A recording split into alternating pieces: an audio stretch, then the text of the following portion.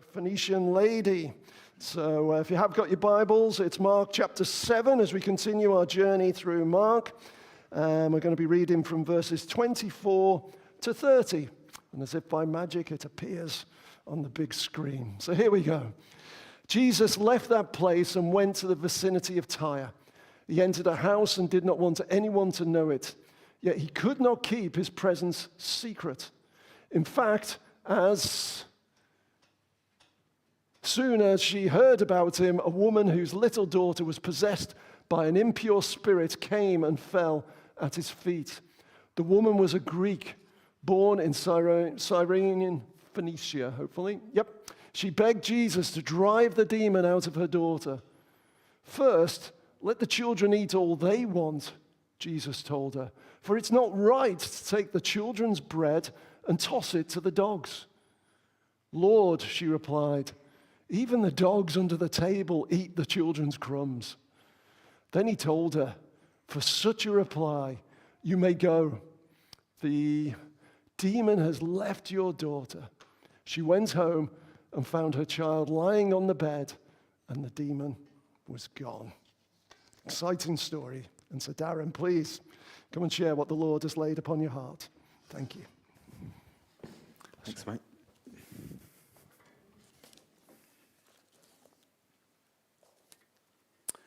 Morning again. Thank you for your welcome. It really does feel like home. And it's not just home because we're fellow Christians, followers of Jesus, family in that sense. It's been great for us. It's been great to get to know Dave and Graham and some others. So Bev, Emma. So check on what I know all the names now. Alice, Simon, Teresa. So I'm sure you know those people way better than I do. But it's been really good just to get to know them over this period. But it's been very evident as I've mentioned a church in Bury to our folks. They said, not West Road, or Bridge. I know you're called Bridge now, and I've gone, yes. You see, we're a Brethren assembly originally, which I understand is your roots as well, which fantastic. And I always think of that as standing on the shoulders of the giants that went before. And so I don't know all of you. You won't know all of us. But I guess some of the folks here that might be a year or so older than me would probably know some of the folks at Oak Grove or who have been part of Oak Grove and vice versa. So it's just really interesting, what God is joining together. For me, it's just great to be able to come and experience another worshipping community of Jesus. And actually, with the pandemic, it's just great to get out and preach somewhere else, because those opportunities were kind of few and far between. I mean, we had some visiting speakers via video, which was okay. That was great, but just a bit strange. So you're doing a series called "Learning About Jesus." What a brilliant title for a series, because if we're Christians, if we're followers of Jesus, apprentices, whatever term you want to use, we have no better example before us than actually following Jesus, learning from him. And that learning process is discipleship, and it's all about being with Jesus, becoming like him, and learning to do the things that he did. So, to learn from Jesus, that's the best example we have. So the topic I've been given is learning about faith, and we're going to look at that story of the Syro-Phoenician woman that Dave has just read to us. So just a little bit of background, just to give you some context to this story. Jesus' self-proclaimed mission was to the children or the lost sheep of Israel. Now this isn't quite as narrow a mission as it sounds. So Jesus, the Good Shepherd, you'll have heard that phrase, I'm sure. He came to gather the renewed Israel to himself. And then he was going to launch their trajectory, carrying that message of love, hope, and grace of God out into the world. Post-resurrection, we can see that intent was clearly there. The commission was to go to Jerusalem, Judea, Samaria, and to the ends of the world. And that exponential growth of the early church, that's recounted in the Acts of the Apostles. But Jesus' ministry was primarily to Israel, the Jews, but it was always for the Gentiles or the non-Jews. So as we join this passage, Jesus is fresh from an encounter with the Pharisees and the scribes. He's traveled northwest of Galilee to this province called Phoenicia. It's somewhere near to a coastal town called Tyre. It said that in the passage. And it's a largely Greek-influenced region, but it's not exclusively non-Jew, because some Jews may well have spread out from the center of Israel and settled there. Now, this account appears here in Mark's Gospel, but it also appears in Matthew's Gospel as well. According to Mark, it looks like Jesus has probably traveled alone, as we don't see any companions mentioned. In Matthew, the disciples are explicitly mentioned. I'll come back to that in a second. So why is Jesus headed north to a region that was technically beyond his remit? It might have been an intentional move, just to get a bit of space and time to retreat from the crowds that were forever around him. Maybe he's trying to get temporary respite to avoid some more opposition from the Jewish rulers. Either way, it looks like he's just taking a pause from full-on ministry and is determined to remain incognito. It seems, though, that this undercover status that he entered the region with is very short-lived.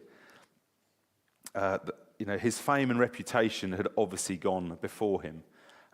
Very soon after his arrival, this Syro-Phoenician woman, in other translations, it says immediately. That's Mark's style, his punchy kind of writing style. But immediately, or very soon, this Syro-Phoenician woman, native to the region, rocked up at the house where Jesus was to make a request on behalf of her daughter. The nature of what follows suggests, I think it suggests that Jesus is using this as a kind of a teaching point. So whether the disciples are there or not, I kind of feel there are some witnesses to the conversation. And incidentally, there's echoes of the Old Testament here as well. If you know the story of Elijah, he helped a widow at a place called Zarephath. That's the same region. Very similar. He raised the widow of Zarephath's son back to life. And Mark is emphasizing a similar point. So that this woman is a Gentile, same as the Old Testament story, and she's in great need. And in that sense, in that story, the prophet was able to step in and intervene. In this instance, the greatest prophet of all, Jesus, intervenes. So firstly, we're told that the woman's daughter is demon-possessed, and she's begging Jesus to intervene. Just another normal day in Israel. Head north for some R&R, encounter some local people, perform an exorcism. I don't know whether that's how your days pan out in Suffolk. That's not normal for Norfolk, as they say. Now, a Jewish rabbi did not interact directly with women, and especially not Gentile women. With our 21st century lenses on, reading back, this account can come across, embarrassing perhaps, rude. A sincere foreign woman seeks help from Jesus. He initially seems to ignore her. Then he appears to exhibit racism or insensitivity to her suffering, and he insults her in public. Ultimately, we will see that Jesus does heal her daughter, but only after the woman has demonstrated a willingness to be put through the ringer of being publicly humiliated. So there's 4 parts to this story, and we'll look at them briefly in turn. So there's the woman's request, there's Jesus' rejection, there's the woman's reaction, and then there's Jesus' response. So the woman's request appears in verse 26, and she begged Jesus to drive the demon out of her daughter. I mean, any parent, those of you that are blessed to be or been parents, I mean, if your child is suffering, you will do whatever is needed to bring relief to that suffering, won't you? You will hang on 111 until you get through to someone that can hopefully help. You will go and queue at A&E or wherever it is. You you will rattle the cages, bang the desks until you get some kind of response. You know, this woman is of no exception. Her daughter is possessed by an evil spirit. You know, that would have impacted on the daughter's life, but would have impacted on the household, if not the community. Discovering Jesus is in town, the mother locates him and, ignoring all the ethnic, cultural, religious protocols, begs Jesus for help, falling at his feet, it says. The woman made herself vulnerable in the sight of God, of Jesus and in the sight of the crowd. She had no other aim other than to get Jesus to see that she was in need. And what follows next is a kind of a mini parable. Jesus seems to reject her. Hearing her cry for help, Jesus says, "First, let the children eat all they want, for it's not right to take the children's bread and toss it to the dogs." Now, to clarify, the children he refers to are the Jewish people, picking up on his primary mission to Israel. The bread represents the message that he brings, and dogs is a reference to the Gentiles. Now again, to us, that would sound incredibly derogatory to call a fellow human being, a race of people, dogs. But Jesus is expressing a commonly held Jewish attitude towards them. To paraphrase what he's just said, he's saying something like, "My purpose is that I have come for the Jewish nation, to declare the saving mission of God to them. Why should I serve a Gentile like you?" He seems non-committal, dismissive, reluctant. To us, maybe that's a bit surprising, possibly offensive. You can almost feel the tension in the room. But look at the text again. First, let the children eat all they want. I think with that word first, there is a glimmer of hope that Jesus is introducing. I imagine him responding with, I don't know, a slight twinkle in his eye, maybe just a look that to kind of provoke, stir, tease this woman to respond. The language certainly isn't complimentary or encouraging, yet it's exactly the bias that would have been expected between a Jew and a Gentile. But there's something about the tone of how Jesus says what he says that feels softer somehow.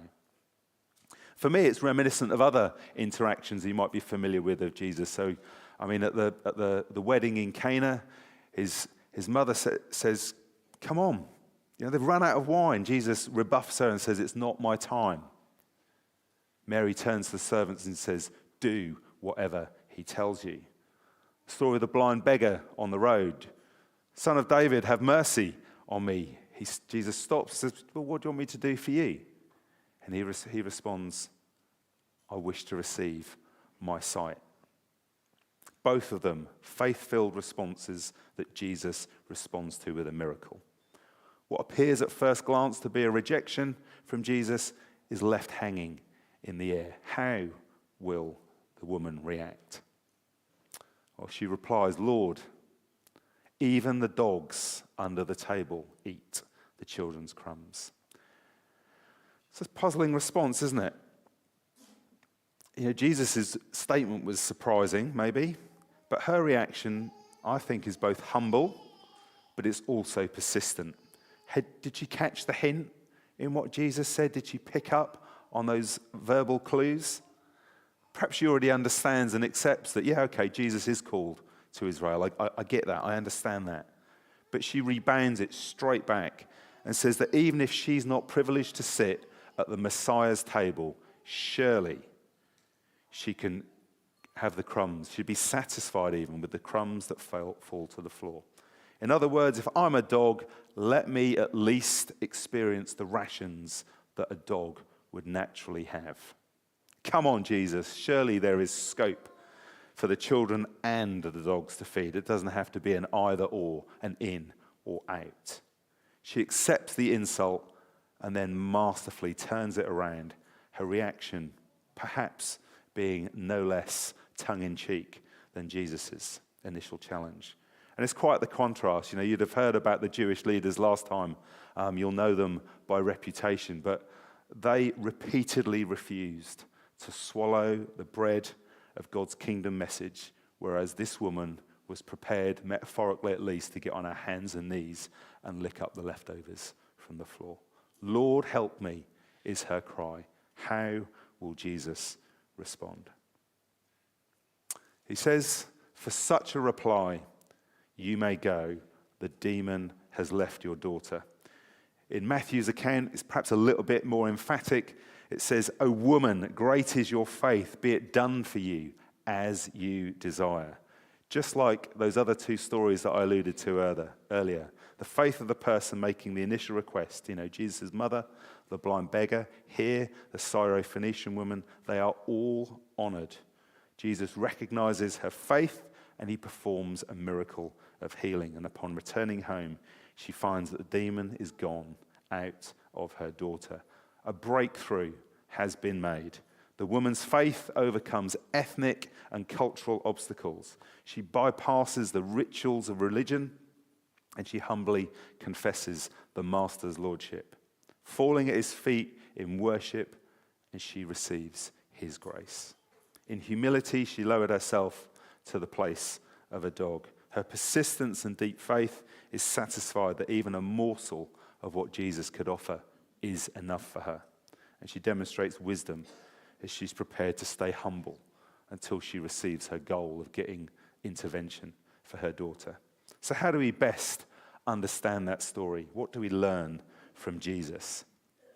I think the story is a foreshadowing of God's offer of salvation through Jesus coming for the whole earth, irrespective of their natural or national origin. For God so loved the world that whosoever, there's no kind of categories there. It's whosoever. The mission of God, I think, was always intended to cross boundaries, always intended to break down barriers, both physically and metaphorically. In the story, Jesus has crossed into a new territory, and then he's engaged directly not only with a woman, but according to the Jewish religion, a woman of an unclean background, breaking both gender and racial barriers.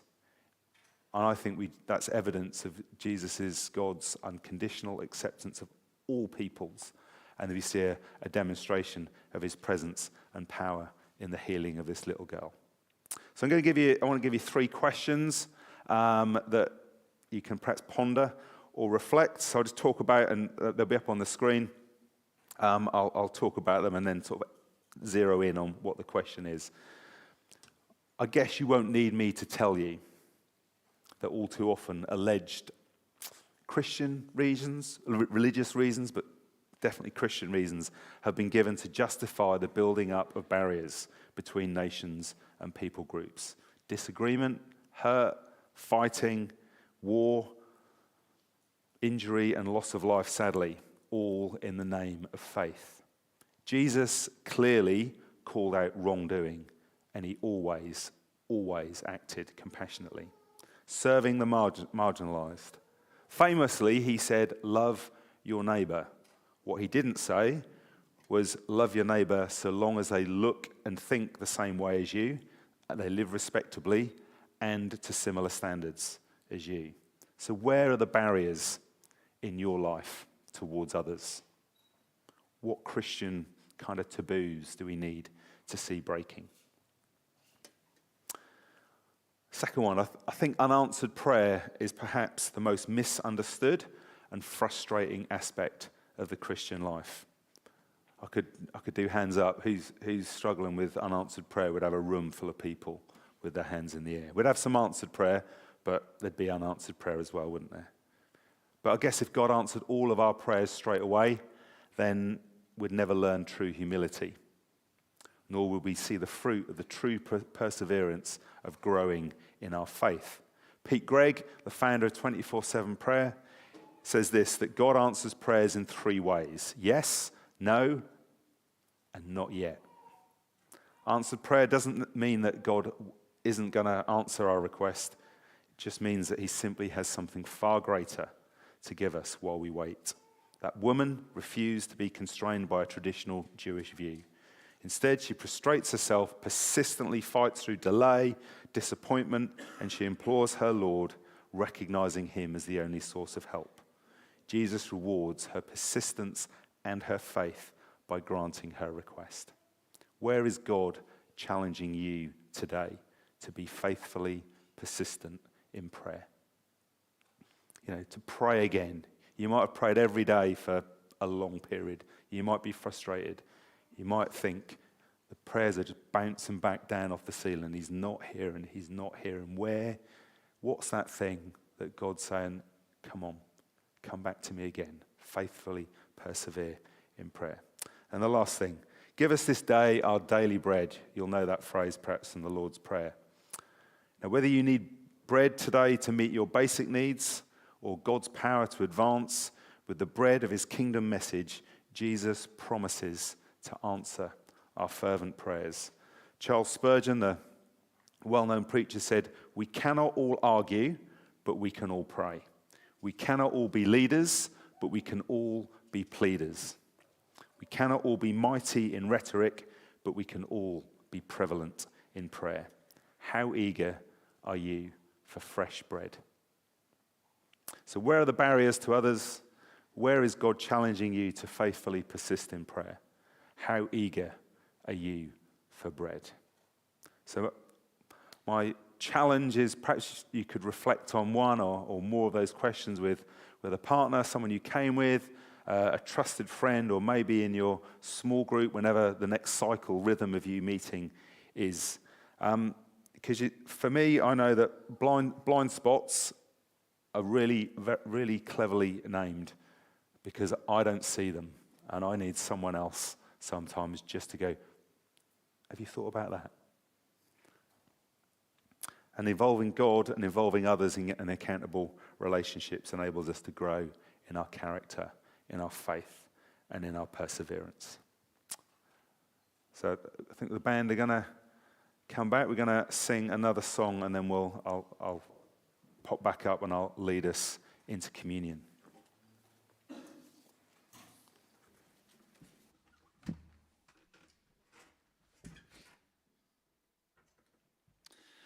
Thanks. Would you like to stand?